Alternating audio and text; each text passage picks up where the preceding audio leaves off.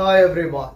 அக்கரைப்பற்றில் நேற்று மிக பெரும் சோகம் இடம்பெற்றுள்ளது. வயலிலே உழவு இயந்திரத்தில் உதவியாளராக பணியாற்றிய இளைஞன் ஒருவன் உழவு இயந்திரத்திலிருந்து தவறி விழுந்து உழவு இயந்திரத்திலே சிக்கி உயிரிழந்த சோகம் இடம்பெற்றிருந்தது. 16 வயதுகளையுடைய இளைஞனே இவ்வாறு உயிரிழந்திருந்தார். தனது குடும்ப வறுமைக்காக, குடும்பத்தை காப்பாற்றுவதற்காக, குடும்பத்திற்காக பணத்தை திரட்டுவதற்காக இந்த தொழிலிலே ஈடுபட்ட, இந்த தொழிலினை கற்றுக்கொள்வதற்காக முயற்சி செய்த ஜிரோஜன் என்ற இளைஞனே இவ்வாறு உயிரிழந்திருந்தார். இது தொடர்பாக பார்ப்பதற்கு முன்னர் தனியொரு யூடியூப் சேனலை சப்ஸ்கிரைப் செய்யாதவர்கள் சப்ஸ்கிரைப் செய்து உங்கள் ஆதரவை வழங்குங்கள்.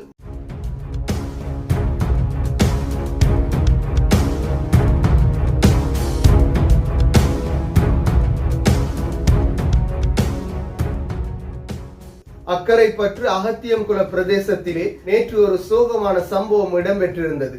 உழவு இயந்திரத்தில் சிக்கி இளைஞன் ஒருவன் உயிரிழந்த சம்பவமே பதிவாகியிருந்தது. குறிப்பிட்ட இளைஞன் உழவு இயந்திரத்தின் உதவியாளராக உழவு இயந்திரம் வயலில் உழும் பொழுது உழவு இயந்திரத்திலே இருந்த நிலையில் உழவு இயந்திரத்திலிருந்து தவறி விழுந்தே இந்த கோர சம்பவம் இடம்பெற்றிருந்தது. உழவு இயந்திரத்திலே சிக்கியே இவர் உயிரிழந்திருந்தார்.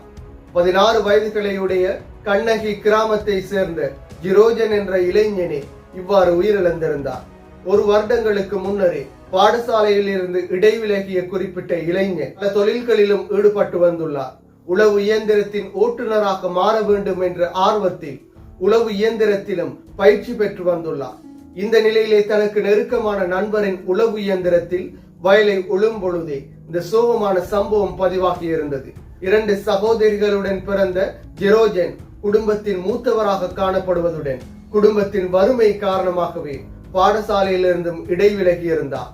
குடும்பத்தை காப்பாற்ற வேண்டிய, குடும்பத்திற்கான நிதியை திரட்ட வேண்டிய பொறுப்பு இவரிடமே காணப்பட்டுள்ளது.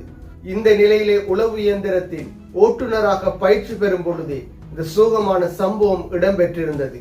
தனது குடும்பத்திற்காக கல்வியையும் இடைநிறுத்தி தொழிலிலே ஈடுபட்டு வந்த நிலையிலே இந்த சோகமான சம்பவம் அந்த குடும்பத்திற்கு ஏற்பட்டுள்ளது. என்றாலும் ஒவ்வொரு தொழில்களை செய்யும் பொழுதும் மிகவும் அவதானமான முறையில் செய்ய வேண்டும். இல்லை என்றால் இறுதியில் இவ்வாறான சோகமான விடயங்கள் மாத்திரமே எஞ்சி இருக்கும். அந்த குடும்பத்திற்கும் சமூகத்திற்கும் மீட்க முடியாத சோகத்தையே இறுதியில் இட்டுச் சென்றுள்ளது. மீண்டும் ஒரு வீடியோ பதிவில் சந்திக்கும் வரை தனியொரு யூடியூப் சேனலை சப்ஸ்கிரைப் செய்யாதவர்கள் சப்ஸ்கிரைப் செய்து உங்கள் ஆதரவை வழங்குங்கள்.